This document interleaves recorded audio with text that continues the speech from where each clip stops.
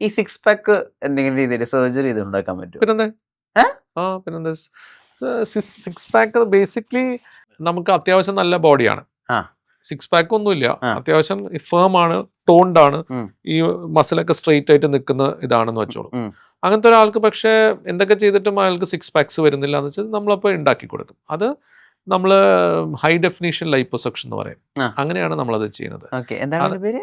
High definition liposuction. Okay അതായത് okay.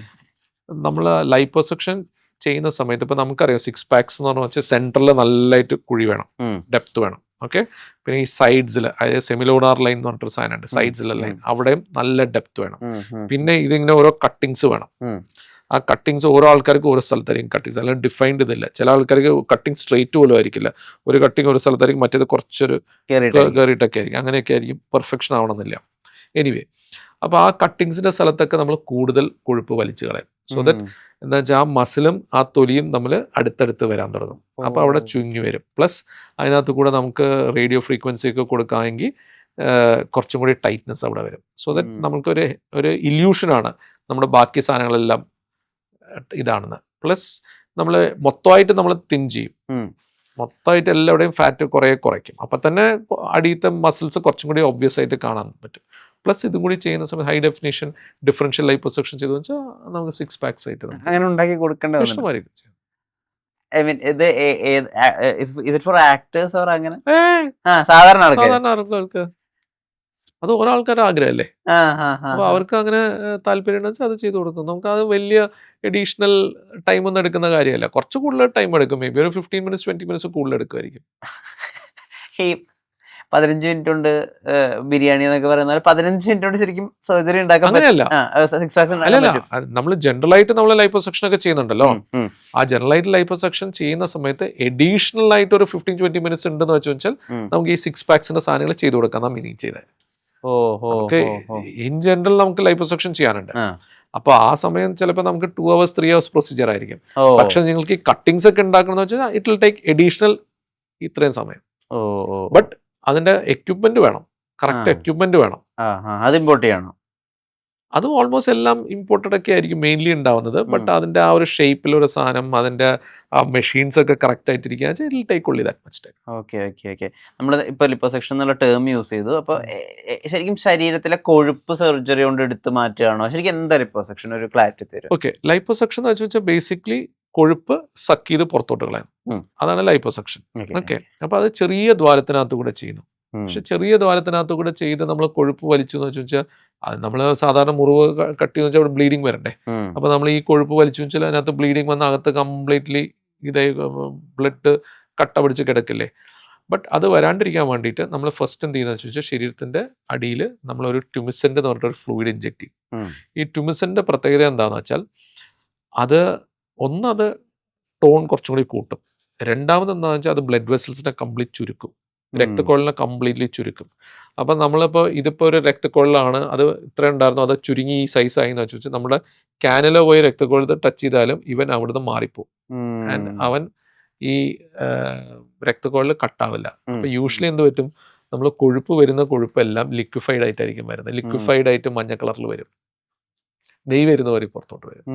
അതാണ് ട്യൂമിസൻ ലൈപ്പോസക്ഷൻ്റെ ഒരു ഗുണം. അപ്പം നമുക്ക് പല സ്ഥലങ്ങളിൽ നിന്ന് നമുക്ക് ചെയ്യേണ്ടി വരും, പല ഇൻസിഷൻസ് ഇട്ടും ചെയ്യേണ്ടി വരും. ഇൻസിഷൻസ് യൂഷ്വലി 3 mm 4 mm ഇൻസിഷൻസിൽ കൂടെ ആയിരിക്കും പലപ്പോഴും അത് ചെയ്യുന്നുണ്ടാവുന്നത്. പല സ്ഥലങ്ങളിലും നമുക്ക് ക്രോസ് ആയിട്ടൊക്കെ ചെയ്യേണ്ടി വരും. സോ ദാറ്റ് അത് കാണാനൊരു ഇത് അൺഈവൻ ആവാണ്ടിരിക്കാൻ വേണ്ടി, സ്ട്രീക്സ് വരാണ്ടിരിക്കാൻ വേണ്ടി. അല്ലെങ്കിൽ ഒരു സൈഡിൽ നിന്ന് മാത്രം ചെയ്താൽ ലൈൻസ് വരും, രണ്ട് സ്ഥലത്തും ചെയ്തെന്ന് വെച്ചാൽ ക്രോസ് വരുന്ന സമയത്ത് നമുക്ക് ആ ലൈൻസ് അങ്ങനെ കാണില്ല. ഇതിന് ഈ പറഞ്ഞ പോലെ തന്നെ ഇത് മെയിൻറ്റെയിൻ ചെയ്യേണ്ടതുണ്ടോ? അതായത് കൃത്യമായിട്ട് സപ്ലിമെന്റ്സ് എടുത്തിട്ട് അത് മെയിൻറ്റെയിൻ ചെയ്യണം അല്ലേ? നമുക്ക് നിങ്ങൾ ലൈപ്പോസക്ഷൻ ചെയ്ത് നല്ല ടോൺ ബോഡിയൊക്കെ ആയി, എന്നിട്ട് പിന്നെ ഇനിയിപ്പോൾ എന്തായാലും ബോഡി നന്നായി, ഇനിയിപ്പോൾ നമുക്ക് നന്നായിട്ട് പുട്ടടിക്കാൻ എക്സസൈസ് ഒന്നും ചെയ്യാൻ വയ്യ, നമ്മുടെ നിറച്ചും ഭക്ഷണം കഴിക്കാൻ എടുത്ത് കഴിച്ചാൽ അത് വരാം. എക്സസൈസ് ചെയ്യുന്നില്ല, മന്തി എടുത്ത് കഴിച്ചുകൊണ്ട് മാത്രമല്ല, മന്തി എടുത്ത് കഴിക്കാൻ അതിൻ്റെ കൂടെ നിങ്ങൾ ഫുൾ ജിമ്മിലൊക്കെ ഇപ്പോൾ എക്സസൈസ് ഒക്കെ ചെയ്യാൻ വരില്ല. പക്ഷെ അതല്ല, നമ്മൾ എല്ലാം ബാലൻസിലായിരിക്കണം. Food and exercise, type of food is also very important, and your exercise. അപ്പോൾ അങ്ങനെ അതൊക്കെ നമ്മൾ നോക്കണം. ഡ്രിങ്കിങ് വാട്ടർ, സ്ലീപ്പ്, ഇതെല്ലാം നല്ലതാകുമ്പോഴാണ് നമ്മളെ ബോഡിയുടെ മൊത്തമായിട്ട് ഇതായിട്ട് വരുന്നത്. And also your even your എന്താ പറയുന്നത് നമ്മളുടെ സൈക്കും ഭയങ്കര സൈക്ക് ബേസിക്കലി എന്ന് വെച്ചാൽ നമ്മളുടെ മെന്റൽ ഹാപ്പിനെസ് ഉണ്ടെന്ന് വെച്ചാൽ ദാറ്റ് ഓൾസോ വിൽ സി. എത്രയോ ആൾക്കാരുണ്ട് ഭയങ്കര ശാന്തമായിട്ടിരിക്കുന്ന ആൾക്കാരെ നോക്കിയെന്ന് വെച്ചാൽ അവർക്ക് 60 വയസ്സ് 70 വയസ്സ് വെച്ചാൽ ഒരു ലൈൻ പോലും നെറ്റിയിൽ കാണില്ല. ആവശ്യത്തിന് വെള്ളം കുടിക്കുന്നുണ്ട്, അവർ ശരീരം നോക്കുന്നുണ്ട്, അവർ ഉറങ്ങുന്നുണ്ട്, സമയത്ത് ഉറങ്ങുന്നുണ്ട്, കഴിക്കുന്ന ഭക്ഷണത്തിൽ കുറെ കൂടി ഓർഗാനിക് ഫുഡായിരിക്കും അവർ കഴിക്കുന്നത്. അവർ ശ്വസിക്കുന്ന വായുവിൽ അറിയില്ല പൊല്യൂഷൻ ഉണ്ടെങ്കിൽ അതിൻ്റെ ഇതുണ്ട്. ബട്ട് എന്നിരുന്നാലും അവർ താമസിക്കുന്ന സ്ഥലമൊക്കെ ഭയങ്കര ഇമ്പോർട്ടൻ്റ് അല്ലേ? Okay okay, fine fine. So നമുക്ക് ജെൻഡർ അഫർമേഷൻ സർജറിയിലേക്ക് പോകാം. എന്താണ് ശരിക്കും ഒരു ജെൻഡർ അഫർമേഷൻ സർജറി? ജെൻഡർ സെക്സും എന്ന് വെച്ചാൽ സെക്സ് നമ്മൾ ജനിക്കുന്ന സമയത്തുള്ള ഇത് വെച്ചിട്ടാണ്, എക്സ്റ്റേണൽ ജെനിറ്റലിയ വെച്ചിട്ടാണ് നമ്മൾ സെക്സ് ഡിറ്റർമിൻ ചെയ്യുന്നത്. അത് യൂഷ്വലി ഡോക്ടറോ നേഴ്സോ ആയിരിക്കും പറയുന്നത് ആൺകുട്ടി പെൺകുട്ടി. അതായത് പെനിസ് ഉണ്ടെങ്കിൽ ബോയ്, വെജിന ഉണ്ടെങ്കിൽ ഗേൾ, അങ്ങനെ പറയുന്ന ജെൻഡർ അഫർമേഷൻ. ജെൻഡർ എന്ന് പറഞ്ഞു വെച്ചാൽ നമ്മുടെ മനസ്സിലുണ്ടാവുന്ന സാധനമാണ്. നമ്മുടെ മനസ്സിൽ നമുക്കൊരു തോന്നുന്നുണ്ട് ഞാൻ ആണാണെന്ന് തോന്നുന്നത് വെച്ചാൽ നമ്മൾ ആണാണ്. അതിനകത്ത് പുറത്തുള്ള ബാഹ്യമായിട്ട് എന്താ ഉള്ളത് ഇറ്റ് ഇസ് നോട്ട് റെലവൻറ്റ്. മറ്റേത് വെച്ചിട്ടാണ് മനസ്സിനകത്തുള്ളതാണ് ആക്ച്വലി ഇമ്പോർട്ടൻറ്റ്. കാരണം വെച്ചാൽ നമ്മളുടെ ശരീരം അല്ല, നമ്മളുടെ ഉള്ളിലുള്ള മനസ്സാണ് അല്ലേ? ശരിയാണ്. അല്ലാന്ന് വെച്ചാൽ നമ്മളുടെ എന്തെങ്കിലും അപകടം പറ്റിയിട്ട് നമ്മുടെ ഒരു കൈയും ഒരു കാലും, ചിലപ്പോൾ 2 കൈയും 2 കാലും പോയി എന്ന് വെച്ചാൽ നമ്മൾ പകുതി ബോഡിയുള്ളൂ, അപ്പോൾ നമ്മൾ പകുതി നമ്മളാവോ? അല്ല, ശരിയാണ്. നമ്മളുടെ മനസ്സിലുള്ള സാധനമാണ് നമ്മൾ. ഓക്കെ. അപ്പൊ അതാണ് മോർ ഇമ്പോർട്ടൻറ്റ്. അപ്പൊ അതുകൊണ്ടാണ് നമ്മൾ ഈ ജെൻഡർ എഫർമേഷൻ എന്ന് പറയുന്നത്. ജെൻഡറിനെ നമ്മൾ കറക്റ്റ് ആക്കുന്നു, അതിനെ നമ്മൾ കറക്റ്റ് ആക്കുന്നല്ല, ജെൻഡറിനെ നമ്മൾ ഊട്ടി ഉറപ്പിക്കുന്നു.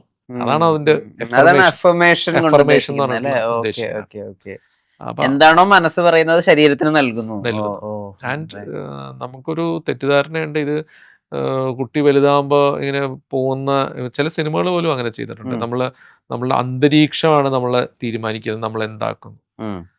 How you are nurtured, nurture is more important than nature എന്ന് കുറെ ആൾക്കാർ ഒരു കാലത്ത് പറഞ്ഞ് നടക്കുന്നുണ്ടായിരുന്നു. അതായത് ഒരു ആൺകുട്ടി പെൺകുട്ടികളോട് ഡാൻസ് പഠിക്കുന്നു, സ്വാഭാവികമായിട്ട് പെൺകുട്ടിയായി അങ്ങനത്തെ ഒരു അതൊക്കെ ജസ്റ്റ് ബാലിശമായിട്ടുള്ള ചിന്താഗതികളാണ്. ശരിക്കും പറയുന്നത് വെച്ചാൽ നമ്മളിപ്പോൾ ഒരാളുടെ അടുത്ത് ചോദിക്കുകയെന്ന് വെച്ചാൽ പലപ്പോഴും അവർ പറയുന്നത് എനിക്ക് ഓർമ്മയുള്ള കാലം മുതൽക്ക് അങ്ങനെ ഉണ്ട്. അല്ല ചില ആൾക്കാർ പറഞ്ഞു എനിക്ക് 6th സ്റ്റാൻഡേർഡ് അല്ല 8th സ്റ്റാൻഡേർഡ് ഒക്കെ ആയപ്പോൾ എനിക്ക് അറിയാൻ തുടങ്ങിയതാണ്. അങ്ങനെ പറയും. ചില ആൾക്കാർ റയർലി അവർ പറയുന്നത് അവർക്ക് എന്താ പറയുക പ്യൂബർട്ടി ആവുന്ന സമയത്ത് മേ ബി 12 to 14 ആ സമയത്തൊക്കെ തോന്നുന്നു പറയും. പക്ഷേ സ്റ്റഡീസ് ഇപ്പോൾ കണ്ടുപിടിച്ചിരിക്കുന്നത് എന്താണെന്ന് വെച്ചാൽ പല ബ്രെയിനിൽ കുറേ changes are there even from your birth. അപ്പോൾ ഒരു സിസ്മാനും ഒരു ട്രാൻസ്മാൻ്റെയും ബ്രെയിനിൻ്റെ ഷേപ്സ് കാര്യങ്ങളൊക്കെ സെയിം ആയിരിക്കും.